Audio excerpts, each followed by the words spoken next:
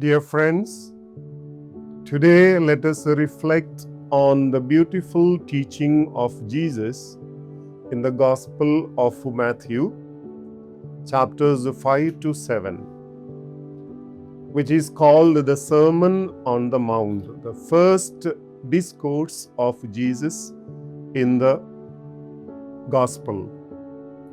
This sermon is like a guidebook for Christian life. We can understand it in 6 simple parts. First part, blessedness and the mission of believers. Chapter 5, 3 to 16. Jesus begins with the Beatitudes. Blessed are the poor, the meek, the merciful, etc. These blessings are not a reward at the end. They are given at the beginning as a gift and a promise. They show the values of God's kingdom. In the world, people think happiness comes from power and wealth, but Jesus says true happiness comes from humility, mercy, and purity of heart. Then Jesus gives us a mission. You are the salt of the earth and the light of the world. This means our life must bring warmth and light to others. So, to be a Christian is both a gift and a responsibility. Blessed are you becomes blessed are we because God is with us, Emmanuel. Part 2, New Justice. Chapter 5, verses 17 to 48. Jesus speaks about the law, but he makes it deeper. He says again and again, it has been said, but I say to you. This shows his authority. He is not removing the law, but perfecting it through love. For example, not only avoid killing, but also avoid anger.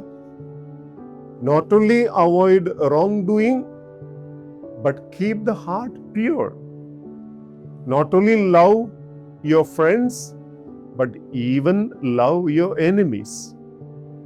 This is the new justice of God's kingdom. A love that goes beyond limits, like God the Father, who gives sunshine to both good and bad people. Third part of the sermon is authentic religion. Chapter 6, 1 to 18. Jesus then speaks about how we practice the religion. He takes 3 important actions, 3 important pillars of Jewish religion.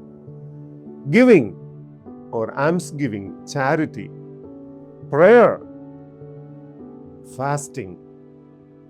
He teaches that these should be done quietly and sincerely, not to show off. Our relationship with God must be personal and loving, not for public praise. Here, Jesus teaches us the beautiful prayer, Our Father, as a model.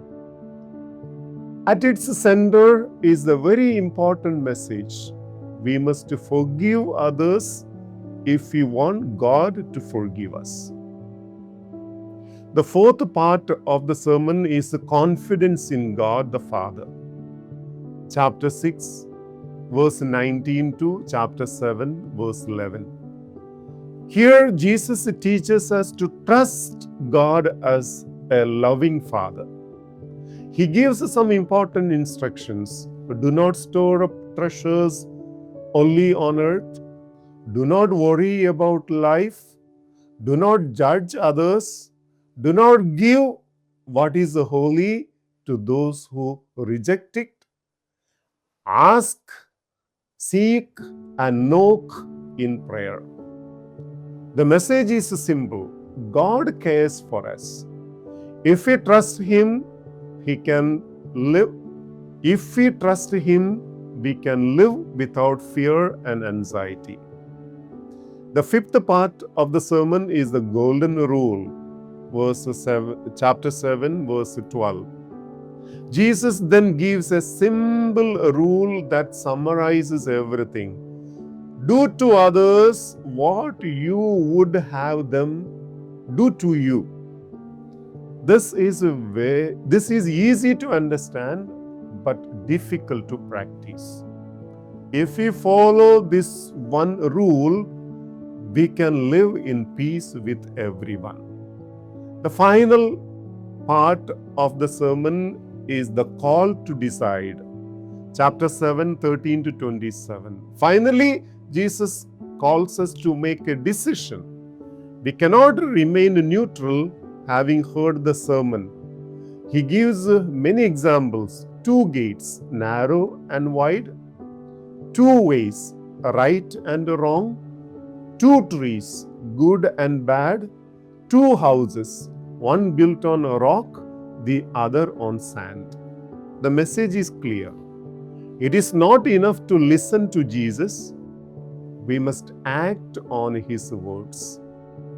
The one who follows His teaching is like a wise person whose life stands strong even in difficulties. Dear friends, Sermon on the Mount is not just teaching, it is a way of life.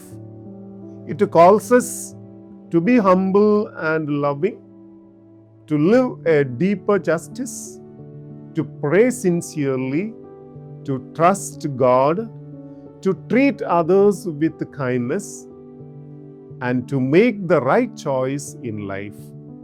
If we live this message, our life will be strong, peaceful, and full of God's presence. Thank you for your patient listening. God bless you.